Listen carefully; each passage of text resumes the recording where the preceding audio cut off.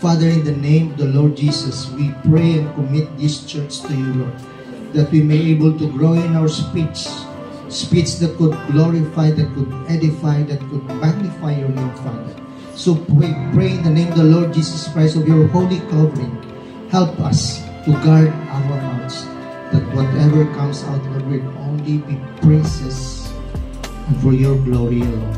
Help us, Lord, in our studies. In Jesus' name we pray. Amen. Amen. Ang tanong. Ano ba ang tanong? Ha? So, napag-isipan nyo na ba kung sino yung mga tao na nasaktan? That somehow, unintentional or intentional, it caused a fight. It caused quarrel. It caused disruption. It caused disunity. And I hope, church, and I pray na lahat po tayo will not be like those people. Will not be the same pagkatapos nating pag-aralan ito. Today is, we will be learning on the use of our tongue. Sabi nga, sa ating nabasa sa verses 1 and 2, that if anyone can control, kung makontrol daw natin yung ating mga tongue, is a perfect, sabi nyo, is a perfect man. No? For we all stumble in many ways, but anyone does not stumble if what he says, he is a perfect man. Pag nakontrol mo yun, yes. Kasi mahirap eh. Yung pagsasalita mo lang, it's actually you are stirring up your whole body. A tongue that is under control is an evidence of the presence of your spiritual maturity. And it is the presence of the Holy Spirit, under the influence of the Holy Spirit, that we can fully control our tongue. Kaya kailangan, bago minsan tayo magsalita, Lord, help me what to say. Lord, help me what to tell people about this. Kasi ang tongue na to, maliit lang, di ba? Maliit lang na bagay sa atin. But, it is compared to a fire. It is compared to yung mga malalaking bagay na pwede niyang i-twist. It has power. It has influence. It can destroy people. It can build up people. Naintindihan ba natin yan, mga church? So I hope, no? In the first few verses 1, sabi ni James, not many of you should become teachers, my brothers. In-address ito sa mga Christians, no? In order to let them know that hindi lahat pwede maging teacher. Kasi nung una daw, iba yung gustong magturo eh, no? Ngayon, naging problema na yun. Sabihin mo, sino gusto dito maging teacher? Wala, maraming sabi, kayo na lang pastor, o kayo na lang bad. Na? Kasi, napakahirap talaga because in what we are taught here, no, we will be judged with greater strictness. No? So, dapat mag-ingat po tayo, especially mga teachers, kung ano yung mga naging example natin na yung tinituro natin, we are accountable to God. So we have to be very careful in the way we are teaching people. Those who are teachers, those who are handling Bible study, those who are handling small groups, we need to understand that it comes with responsibility. Kahit minsan simple Bible study lang, even in our prayers, may mga prayer book tayo, it all comes with responsibility. And take note, sabi ni James diyan, sabi ng Bible, we will be judged with greater strictness.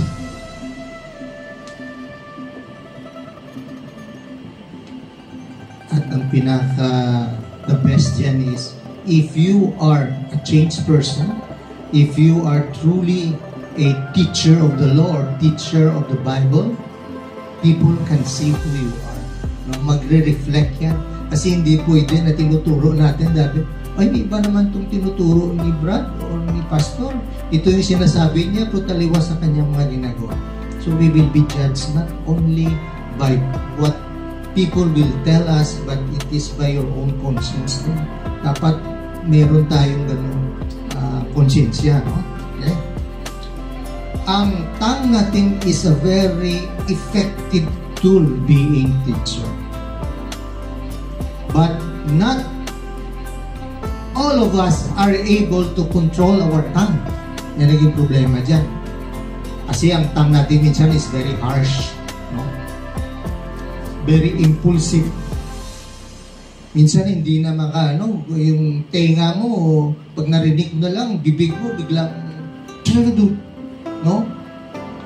Dalawa yung tenga mo kaya isa lang bibig mo, dapat control.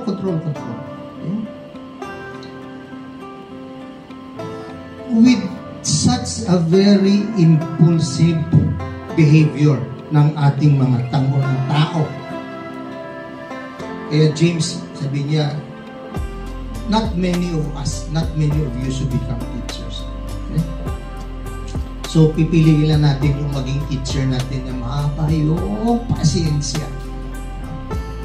Kasi minsan may mga teacher na gusto lahat mapabilis yung pag-aaral mo. So, not everyone can become teacher. Okay? So, ito yun sa pag-aralan natin. Sabi sa Matthew 12:36 to 37. Kahit pala yung minsan mga casual na mga pagpananalita natin, they are also, this can be judged also.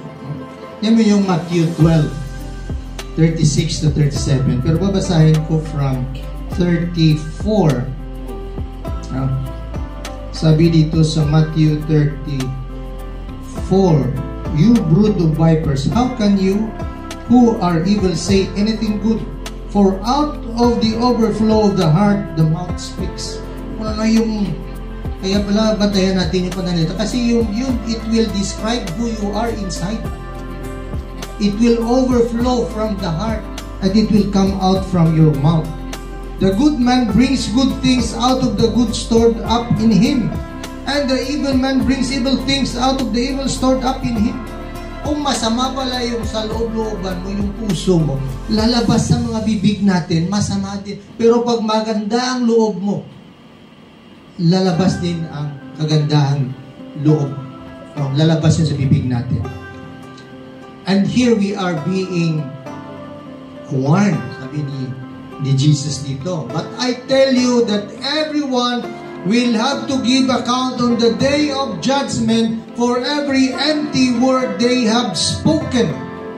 Mga walang laman, mga walang kabuluhan na ating mga sinasabi o sinasalita, they will be judged. "For by your words you will be acquitted, and by your words you will be condemned."